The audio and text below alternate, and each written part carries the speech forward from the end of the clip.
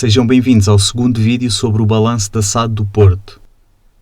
No primeiro vimos os ativos não correntes, neste temos os correntes. Só não temos nota explicativa para os inventários, que são uma avaliação da mercadoria que o clube tem em loja ou em armazém para ser vendida. Passemos para os clientes, que são a rúbrica com maior peso. Como referi no vídeo anterior, os clientes têm uma componente corrente e outra não corrente. Achei melhor não as dividir e explicá-las em conjunto. Aqui são registados essencialmente os valores a receber pelos jogadores vendidos e também as dívidas que o clube tem para com a SAD. Como tenho dito, mas nunca é demais relembrar, clube e SAD são entidades diferentes. Obviamente que esta rúbrica cresce com a venda de jogadores e diminui à medida que os pagamentos vão sendo efetuados ou se conclua que determinado clube vai incumprir. Penso que a norma sejam 90 dias. Se um pagamento se atrasar mais do que isso, é registada uma perda por imparidade, que depois pode ser revertida. Segue-se um quadro com os principais clientes, ou seja, os clubes, que devem dinheiro ao Porto pela transferência de jogadores. Este quadro foi a razão pela qual não quis tratar os clientes separadamente. Tem de ser olhado de uma forma alargada, tendo em atenção quer a parte corrente, quer a não corrente, e a sua evolução entre períodos, até para se poderem detectar eventuais complicações. Os pagamentos das transferências do Shidozi para o Boa Vista e do Soares para o Tianjin Teda são exemplos disso. Na passagem do exercício que acabou a 30 de junho de 2021, o anual, para o final deste, os clubes deveriam ter pago os valores em dívida, mas como se vê isso não foi feito. No caso do Boa Vista, só foi paga uma pequena parte e foi noticiado que o Porto avançou com uma queixa à Federação.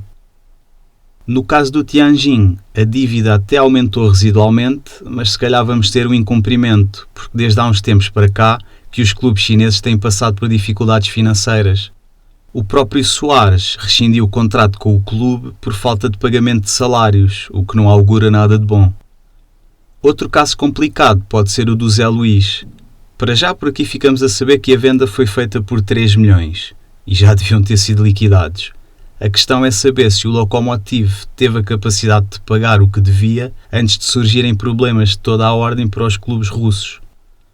Por último, nota para a dívida do Braga pela transferência do Galeno, quando um mês depois do fecho das contas do semestre, o jogador foi comprado pelo Porto. Passemos para os outros devedores correntes. Esta rúbrica contém a relação com o Estado e consiste basicamente no IVA a recuperar. Nos outros devedores é dito que estão 2 milhões de caução relativos à acusação do Benfica. É sabido que o Porto foi condenado, em junho de 2019, a pagar 2 milhões ao Benfica pelo caso da divulgação dos e-mails.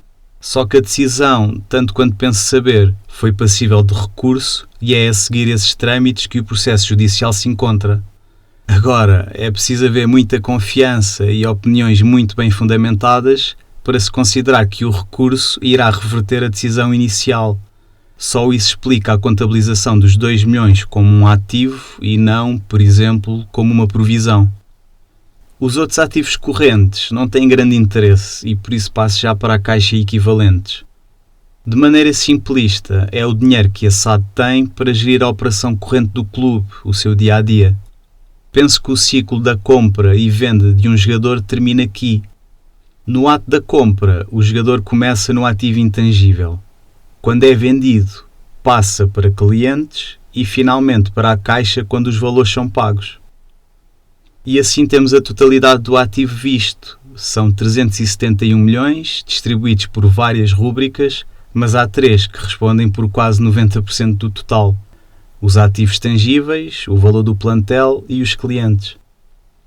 Este vídeo fica por aqui e no próximo segue-se o passivo. Espero que estejam a gostar de acompanhar esta análise. Não se esqueçam de subscrever o canal e seguir o Contábil nas redes sociais. Até para a semana.